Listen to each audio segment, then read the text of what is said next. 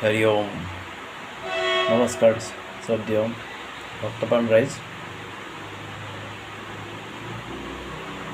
আজি 3 আগষ্ট শাওণ মাহৰ 18 তাৰিখ আৰু কৃষ্ণ চতুৰ্দশী চলি আছে। আজি দিনৰ 3:51 পৰা অহাকালি সন্ধিয়া 4:43 বজালৈ অমাৱস্যা চলি থাকিব। যিহেতু শাওণ মাহৰ অমাৱস্যাৰ বিশেষ মাহাত্য আছে। এই বিশেষ দিনটোত অৰ্থাৎ অহাকালি ৰবিবাৰে কোনো ব্যক্তিয়ে যদি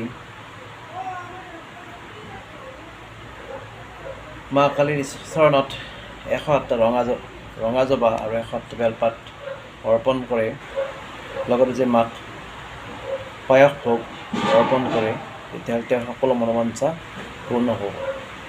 আৰু লগতে বিশেষ দিনটোতে যদি শিৱ বাবাৰ লিংগত অভিষেক কৰা হয়,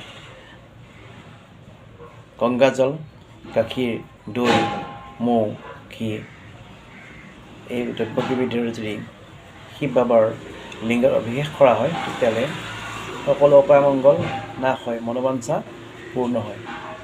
আৰু এই দিনটোত ব্ৰত কৰিব পাৰিলে যথেষ্ট ফল লাভ কৰিব পাৰি।